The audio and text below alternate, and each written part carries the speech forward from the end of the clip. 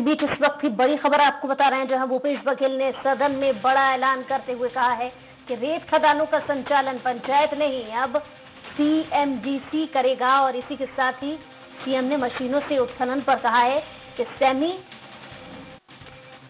मशीनाइज्ड तरीके खनन का होगा। और आपको बता दें कि पंचायत के पास से खनन का राजस्व अब तक जाता था। ज्यादा जानकारी के साथ थोड़ा सा बता आशीष तिवारी फोन लाइन पर जुड़ गए हैं। आशीष, एक बड़ा फैसला लिया गया है कि अब पंचायत के पास नहीं होगा अवैध खनन रोकने का अवैध खनन को रोकने के लिए अब नया ऐलान किया गया है। क्या इसमें नए परिवर्तन किए गए? छत्तीसगढ़ में रेत खनन का संचालन पंचायतों के अधीन हुआ करता था, लेकिन अब भूपेश सरकार के बड़े फैसले में यह कहा गया है कि अब इसका संचालन छत्तीसगढ़ मिनरल डेवलपमेंट कॉर्पोरेशन करेगा।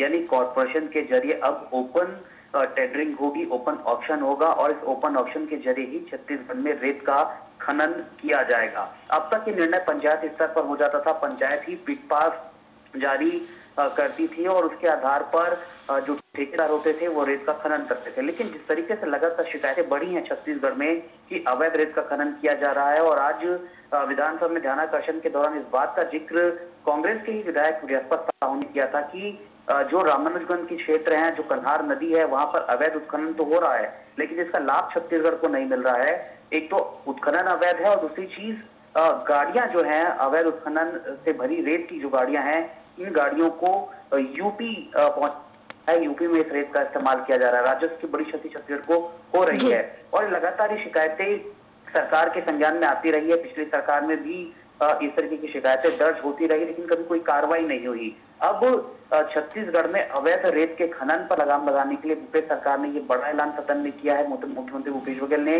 कि अब पंचायतों से संचालन लेकर सीएमडीसी को दायित्व दे दिया जाएगा। पंचायतों को जो नुकसान होगा उसकी क्षतिपूर्ति इस एवज में की है भूपेश सरकार ने कि जो अधिकतम राजस्व अब तक मिलता रहा है उसमें भी 25% की बढ़ोतरी करके उन्हें राजस्व दिया जाएगा, जिससे वो अपना लोकल डेवलपमेंट कर सकते हैं और पंचायतों को पैसों की कमी नहीं होगी। ये एक बड़ा फैसला है, आज भूपेश बघेल ने सदन में ऐलान किया है और देर शाम तक इसका आदेश भी जारी कर दिया जाएगा। लेकिन यहाँ पर ये बताना भी जरूरी है कि पूर्व मुख्यमंत्री डॉक्टर रमन सिंह, जो कि खनन विभाग भी देखते थे, उन्होंने इस निर्णय का विरोध किया है, ये कहते हुए कि मध्य प्रदेश का उदाहरण हमारे सामने है, जहां पर रेत को लेकर ओपन ऑक्शन किया गया और रेत खनन का जो संचालन पंचायतों के हाथों में होता था वो हटकर माफियाओं के हाथों चला गया। ये इसमें बड़ा नुकसान है और कहीं ना कहीं माफिया राज इससे छत्तीसगढ़ में बनता नजर आ सकता है। तो कहीं ना कहीं विरोध जताने की भी कोशिश बीजेपी और पूर्व मुख्यमंत्री डॉक्टर रमन सिंह ने भी की है। जी, बहुत शुक्रिया तमाम जानकारी के लिए आशीष।